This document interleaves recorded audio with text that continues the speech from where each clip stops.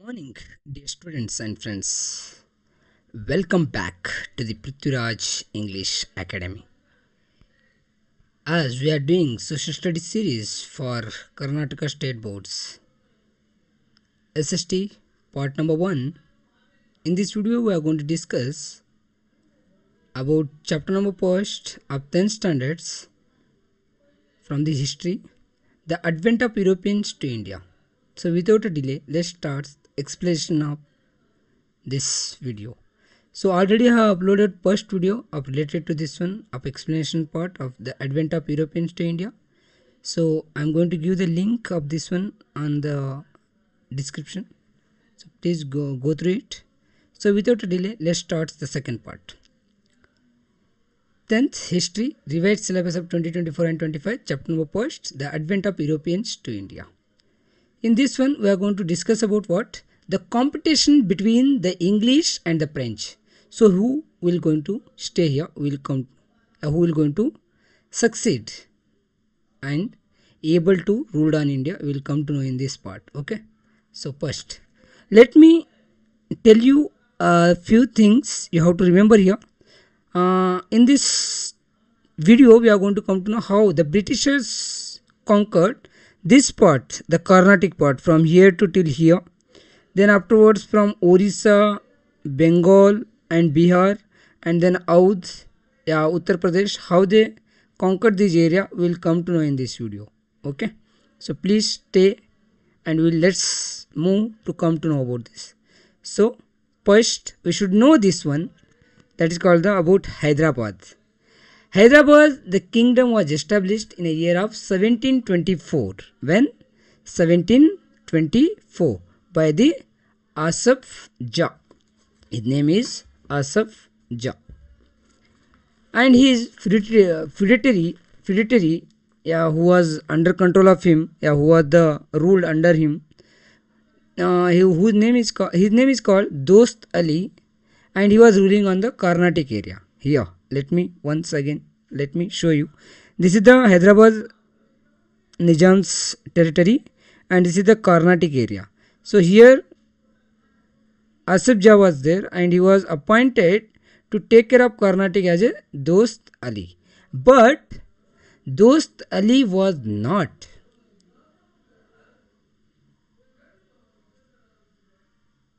good with the Asaf Jah. So when the Marathas was attacked on him in a year of 1740, the Marathas attacks on the Dost Ali, and they looted Carnatic. Looted means they take all the things. They captured the Carnatic, and they taken all the things from Carnatic, and they imprisoned. They killed even the Dost Ali, and they even imprisoned. Imprisoned means they put into the jail of his son-in-law. His name is called Chanda Sahib in Satara of Maharashtra. Then after some time, Asaf Jah was appointed Anwaruddin as the Nawab of the Karnataka. This area, first it was under control of Dost Ali. Once Dost Ali was killed by the Marathas in a year of 1740, then Dost Ali of Nizam of Hyderabad, he was appointed Anwaruddin as a Nawab of the Carnatic region. Understood now? Now then move to the next point. Next point is First Carnatic War. First Carnatic War. So First Carnatic War is from 1746 to 1748. This Carnatic Wars was the impact of the European wars between in between the English and the French war was going on. So the same effect was going to impacted here also. So because of that, here the both Britishers and the French had the wars here. So that only going to call it as a First Carnatic War between English and the French. Okay, here. So how it was started? On the request of the Duplessis was the general of the French. So he was requested his name is La Bourdonnais. La Bourdonnais. He was a French military leader from the Mauritius of the Africa. He came to the India and he was captured the Madras from the English. Once the Madras was captured by La Bourdonnais, then the Britishers went to the take a help from the Anwaruddin, the Nawab of the Carnatic. You know that the Madras is located in Tamil Nadu. Tamil Nadu comes here and it was under control of the Carnatic. So it is nearby the Carnatic. And that time the Karnataka Nawab his name is Anwaruddin. So the Englishers went to the Anwaruddin. In that Joes he went. Anwaruddin was ready to fight with the French, but unfortunately he failed to defeat the French at Madras. Then the Englishers were going to took a second step. They convinced La Bourdonnais of the French military leader, and they given money to him and they purchased the Madras from him.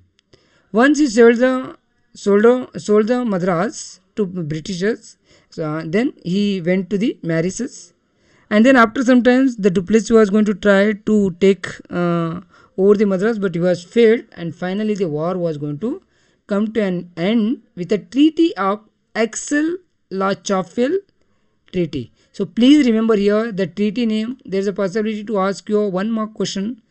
What was the treaty? By the which treaty the first Carnatic War was ended? That is Aix-la-Chapelle treaty in a year of 1748. You have to remember this one.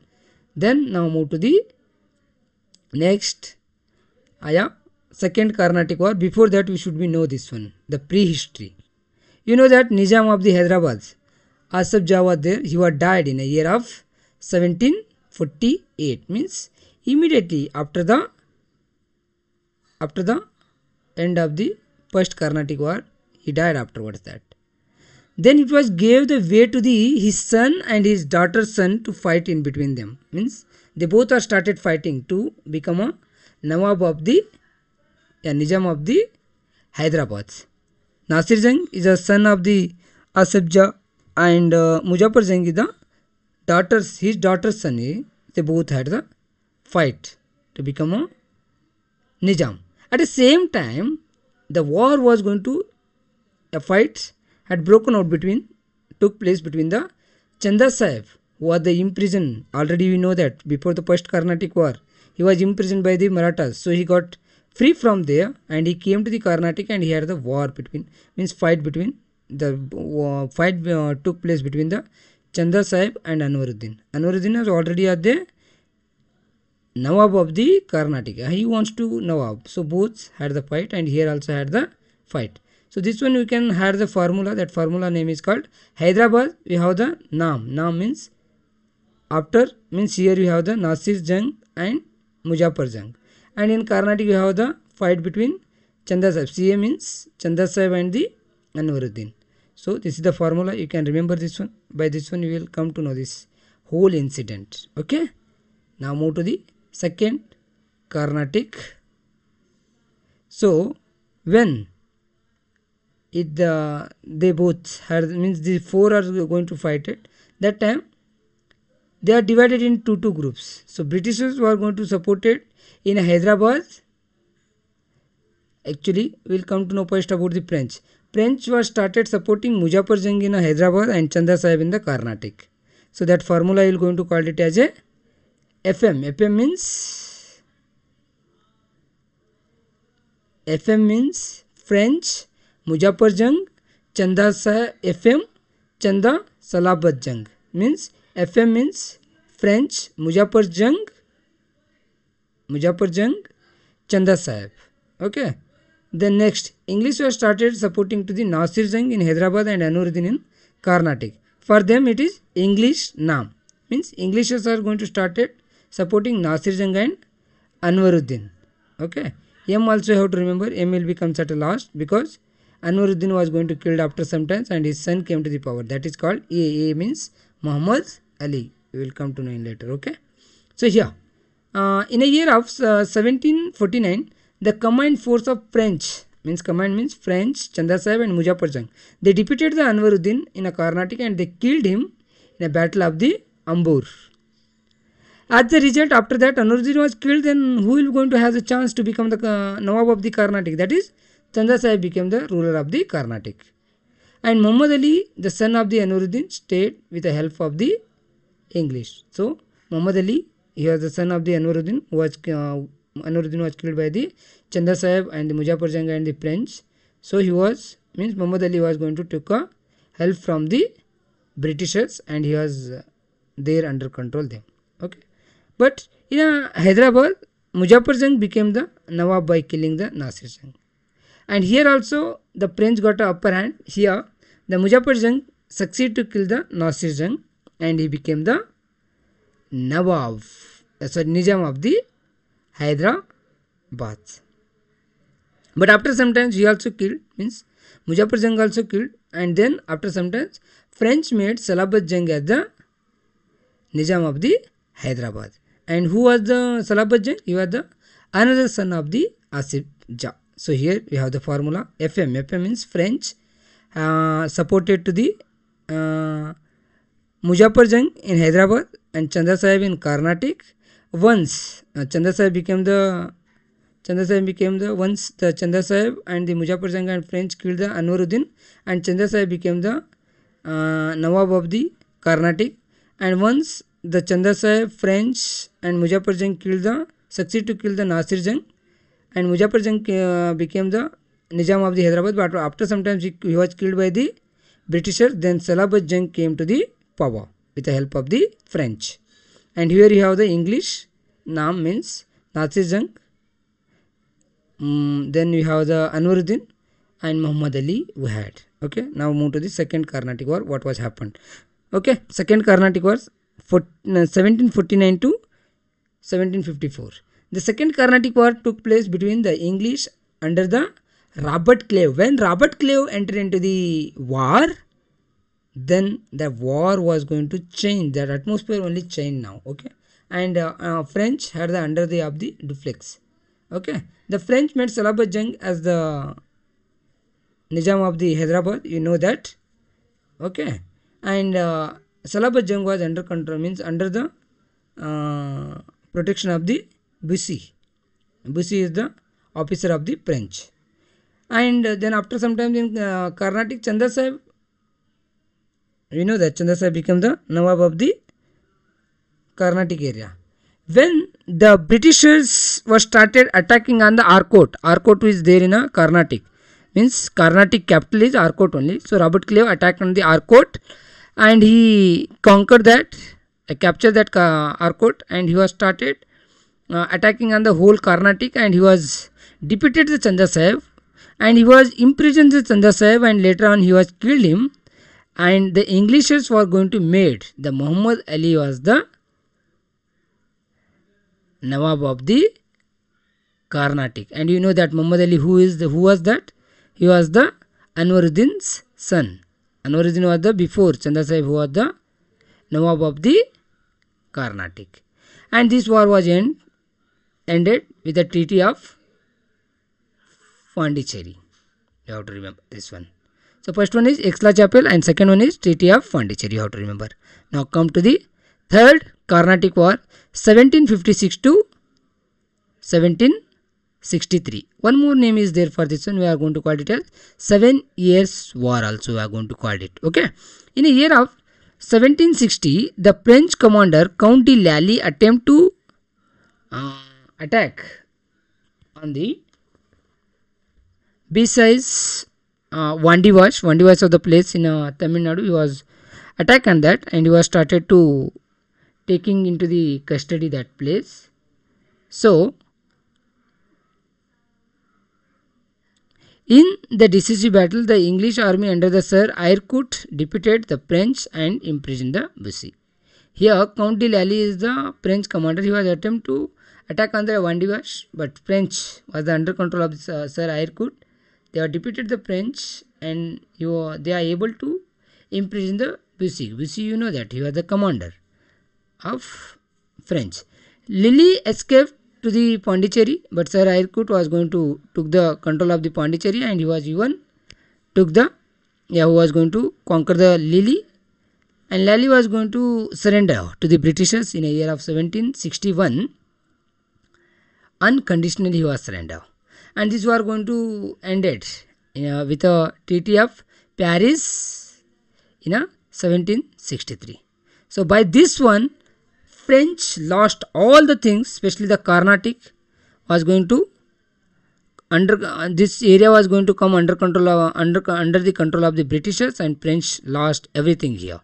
Okay, so now come to the British rule in India. Second point is British rule. Now come to the first they came to here Surat. They established their factory here first in Surat.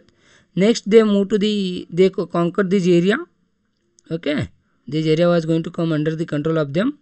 Now they have the eyes on the Orissa, Bengal and Bihar. So that only going to call it as a Battle of Plassey in a year of 1757. It is very interesting and very what you are going to call it as means how the Britishers were going to took control over these places, especially the Bengal, Bihar and Odisha. Now come to the Ali Wordi Khan, the Nawab of the Bengal, died in a year of 1756. Once he was died, then his grandson came to the power. His name is called Siraj-ud-Dawla. He came to the power, and the Plassey battle took place between the young Nawab Siraj-ud-Dawla and the Britishers in a year of 1757. So what they have done here? What are the reasons? First reason is misuse of dastaks by the Britishers. What it means, dastaks and all? Dastak is a license that could be ensure anyone to import and export without paying any tax and transport goods anywhere. Means what? Dastak means what? It's a pass. You can transport the goods without paying any taxes to the government. So it was going to misuse by the Britishers. So that was going to means because of this one, Siraj-ud-Dawla got angry, and he was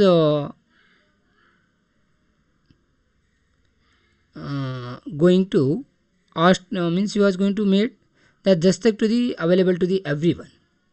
Okay, even to the Indian merchants also. Okay, but that was the first reason. Then second one is melding of the port without a permission. Means the Britishers were repaired the port of the Calcutta, and they were started placing the cannons. Cannons means those are the means in the through the cannons you can have the means the cannons are going to helpful to the fire, to the bombs. Okay, then this was going to actually after some times Siraj-ud-Dawla going to order to the Britishers to remove the cannons. Why? Because we are here to give protection and all the things, because I am the Nawab, but Britishers are going to repeat this one. Repeats. They are saying that they are disagreed to remove the cannons from the Port Williams. Then the Siraj-ud-Dawla took the means a different strategy, that is going to call it as a Black Room tragedy. It was very famous in the history of India. So what he had done, he was conquered the Port William very easily, and he was imprisoned 146 Englishmen in a small room in that port only. In that 123 were died. So because of this one, Britishers got angry and they planned to attack him. So before that, the Robert Clive had done the plan. What he had done? He came to the Bengal and he was successful to convince Mir Jafar. Mir Jafar is the military head of the Siraj-ud-Dawla. What he was going to promise him, so Mir Jafar, if suppose you are going to, he will going to help him in a war, then he will become the Nawab of the Bengal. So he was ready. Then along with that, Robert Clive even able to convince the businessmen and merchants of the Bengal to help to the Britishers. So by this one, once the war was declared, then Siraj-ud-Dawla was going to try to escape from the battlefield, but unfortunately he was captured by the Britishers and he was killed by the Britishers. So what are the outcomes now? Yeah, what are the results? This war brought out the immortality, lack of unity among the Indians and the greed of the Indian businessmen. Second one is Mir Jafar became the Nawab of the Bengal. The company gained exclusive rights to do business in Bengal. Mir Jafar had to pay rupees 17 crore and 70 lakh to as a relief to the Sirajuddaulla's attacks on the Port William. The British projected Mir Jafar as an inefficient Nawab. After some time, they are going to think that he was inefficient. He was not going to be able to become the Nawab of that. Then after some times, they brought in his place his nephew Mir Qasim as the Nawab of the Bengal. So now come to the next, the Battle of the Buxar in the year of 1764. So what are the reasons? First one is Mir Qasim was appointed as the Nawab by the Britishers of the Bengal. So in beginning he was obey with the Britishers, but after some time he wants to stop the misuse of the dastaks by the Britishers. So he made trade free from all the tax to the all the traders. So it was going to means Britishers got angry, especially because for the first time the Indians are able to compete with the Britishers in trade. So that was not going to like by the Britishers. Then the Britishers, their business was going to suffer very considerably.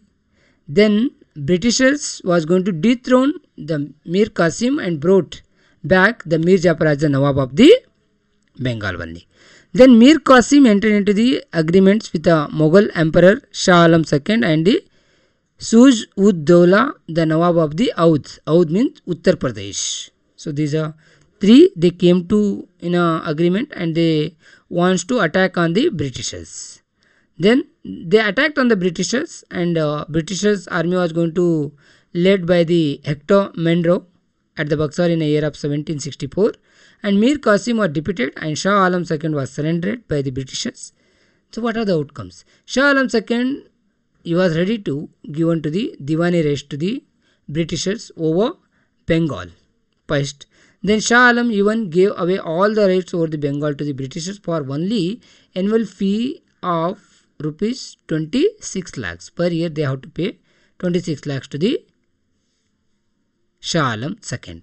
The Nawab of Oudh had to give a fine of 50 lakh for the because of the he was went against the British in a war.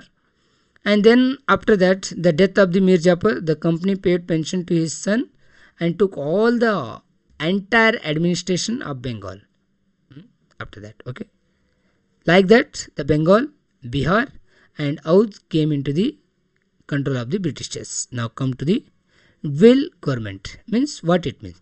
Dual government means what? It was going to introduced by the Robert Clive in the year of 1765. You have to remember this one. There is a possibility to ask you the question who introduced. That is Robert Clive in the year of 1764. So what it means? The Britishers got the right to collect land taxes while the Nawab looked after the overall administration as also the administration of justice also. This is called the dual government. This was going to given the permission to the Britishers to collect the land taxes without responsible for what? Any administration duties. They only the responsible for to the collect the land taxes by the farmers. So now come to the short notes on two people you have to means they means sometimes they are going to ask the question for 3 marks. Maybe on Robert Clive on or other than that Duplex they are going to ask. Okay, Robert Clive joined the British East India Company as a clerk. What? He was not any he was not there in any big post. In beginning he was only the clerk in a East India Company of the British. After some times he was paid the very significant role in the Carnatic Wars and the Battle of Plassey in the Bengal. Then he once he returned to the England, he got a good wealth, and because of these all the things, he became the member of the parliament in England. And after some times, when he departed to the England, the East India Company got huge losses. Then British government was going to force him to send him back to the India as a general, governor general. And he came back and he got a victory in a battle of Buxar and obtained the Diwani rights, a dual government in a Bengal, Bihar and Orissa. Now come to the Dupleix. Dupleix was the governor general of the French. He was very passionate, and he was the position, means he was the more ambition to get to establish the French rule in India. Okay, he has that supremacy over the India, but unfortunately, and he was entered into the many facts, many agreements with the native rulers. So he had the great challenges to the establishment of British supremacy here. He was means he was the one who was going to have the challenges to the Britishers always, and he played very important role in the Battle of Madras in the year of 1746 during the post Carnatic War. Means in that he got successfully, he was able to made Chanda Sahib as a Nawab of the Carnatic, and even he was able to made Muzaffer Jang as a Nizam of the Hyderabad. Okay, then when the conflict was started between French and the English, continued till 1754, and after some times the British French government asked him to came back. They called him back to the France. So these are the points you have to mention about him. So by this one we have completed the explanation part of the advent of Europeans to India. Second part also we have completed. So thanks for watching this video, my dears. If you have any doubt, any suggestion, then please comment, and do like and subscribe and press the bell icon and share this video among your friends. Thank you very much for watching this video, my dears. Jai Hind, Jai Karnataka.